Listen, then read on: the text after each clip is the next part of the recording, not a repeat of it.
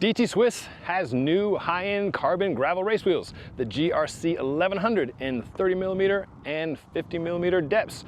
I'm out here in Grand Junction, Colorado to tour the US facility of DT Swiss and to test ride these wheels. In this video, I'll tell you about what's new with these wheels, why they went back to a hooked rim, how they partnered with SwissSide for the aerodynamics. They claim these wheels are faster than all the competitors, ENVE, Zipp, Hunt, on down the line, and most critically, tell you what it feels like to ride these things.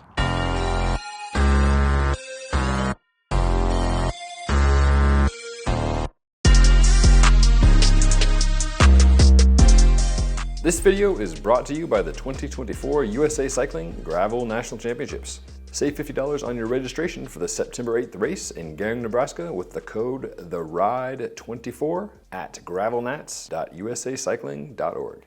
DT Swiss builds a ton of wheels for companies around the world. In fact, about 70% of its wheels are sold to bike brands to build up complete bikes.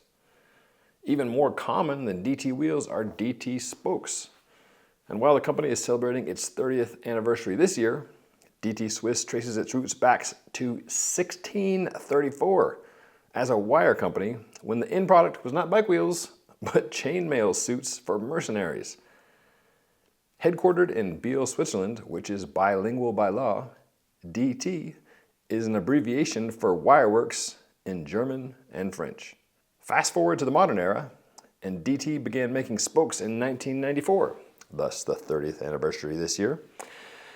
It started its own hubs with the Hugi Star Ratchet system in 1995 and started its own wheels in 2004. Today, the brand also has manufacturing in Taiwan, Poland, France, Germany, and in a smaller capacity here in Grand Junction, Colorado, where spokes are made, rims are prepped, and complete wheels are built. DT has more than 250 original equipment customers across the bike industry, from spokes to hubs to rims to complete wheels, and even suspension and brakes. Now I'm back here in Boulder after riding these wheels a number of places for a couple days there out in Grand Junction. Took them to Kansas for the Unbound Gravel 100 and have been riding them here quite a bit around my home. Let's dig into the details, some of the claims that DT Swiss has about these wheels, and then my riding impressions about these wheels over the last couple of months. By the numbers, the internal width is 24 millimeters. These are hooked. After having hookless gravel initially, DT has gone with hooked for these guys.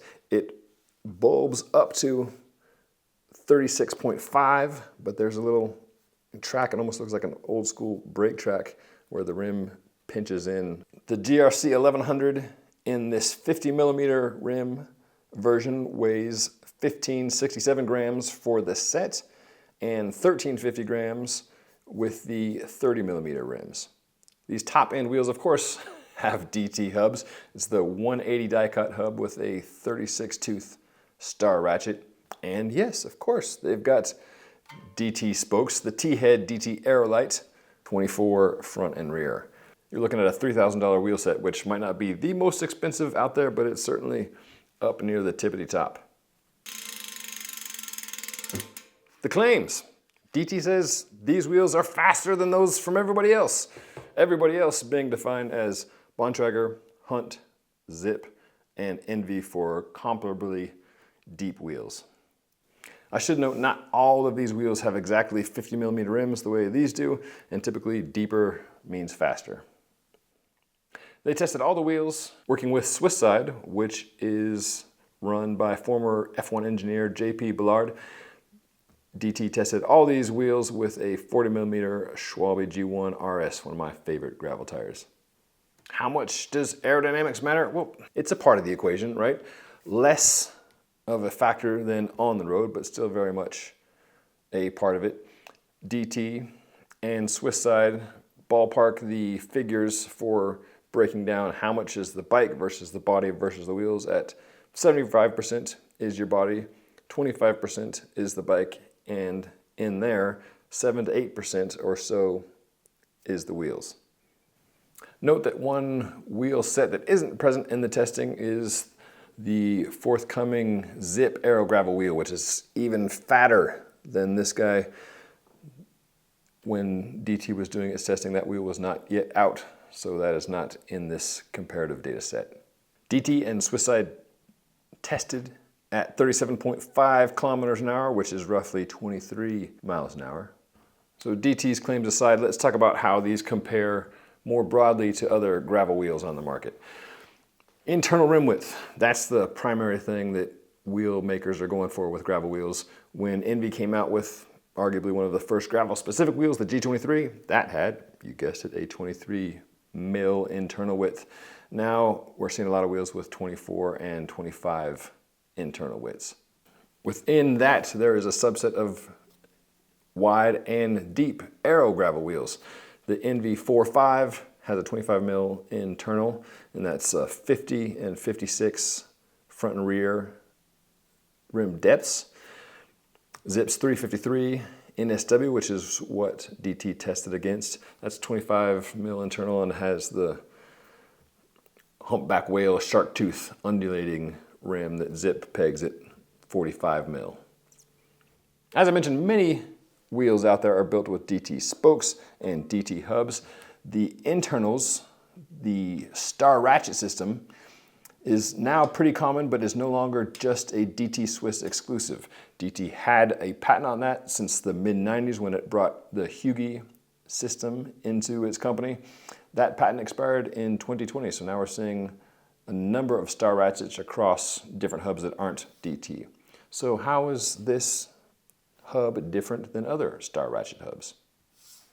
Brandon, is a ratchet just a ratchet? We're seeing a lot of ratchets on other wheels in the market. How is DT Swiss's ratchet different? Yeah, it's no secret that since the expiration of our patent, there's been a proliferation of ratchet style systems. What really separates DT Swiss from a lot of other systems are the machining tolerances. You know, at the end of the day, we want to create a very reliable, consistent system, one that's going to hold up and be maintainable over time.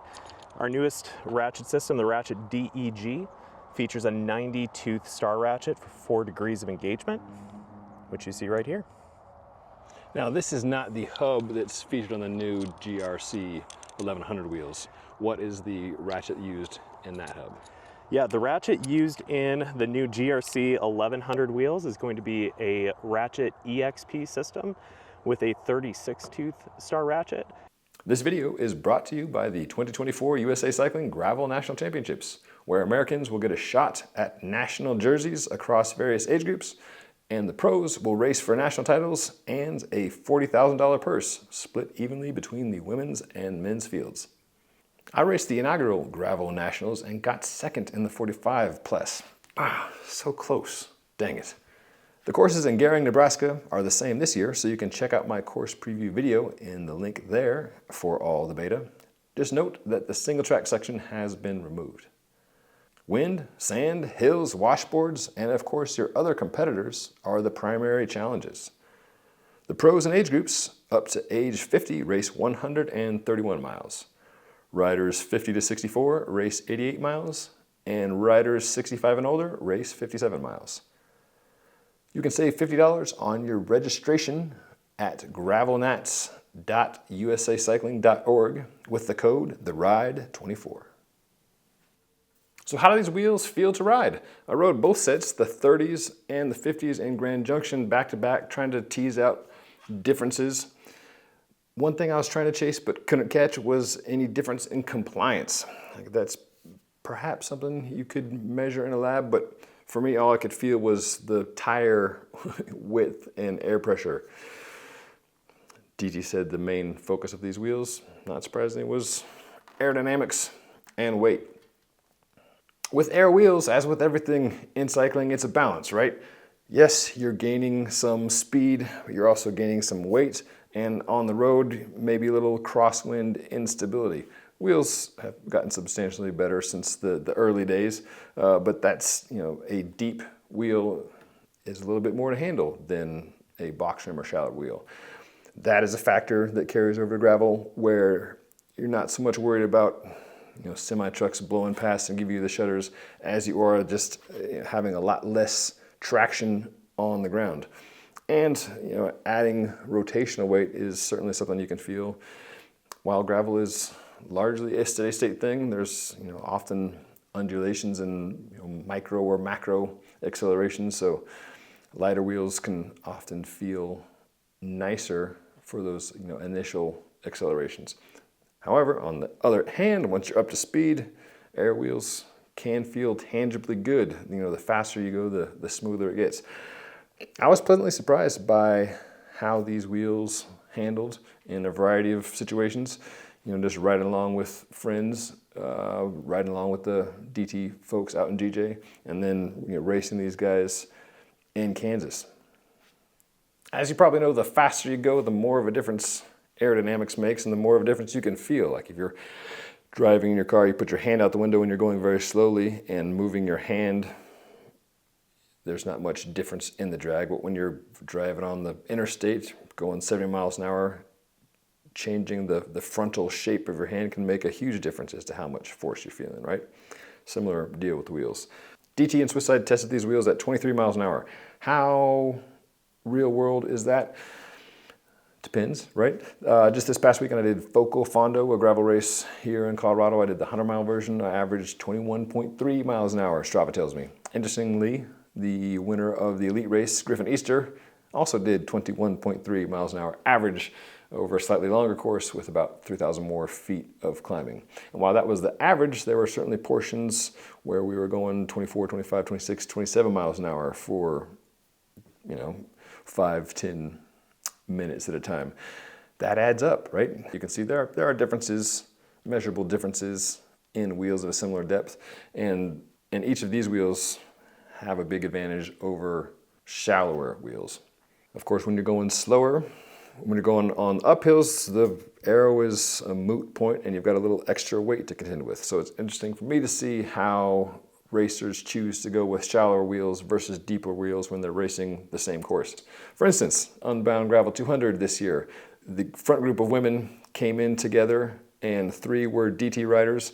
1, Hannah Otto, was on the 30 mil, and then 2, Paige Onweiler and last year's winner Carolyn Schiff were on the 50 mil. And it's not like those on the 50 mil were miles ahead or minutes ahead or even seconds ahead. They were all together after 200 miles. So of course, it's the rider who makes far and away the biggest impact on the whole package, primarily because of the motor and then the balance of that motor's output to the total aerodynamic drag and then the frictional losses. So the wheels are a tiny bit but measurable, but not enough in and of themselves, hate to break it to you, to make the difference on the day. For me, I found these wheels to be pleasantly stable for how deep they are.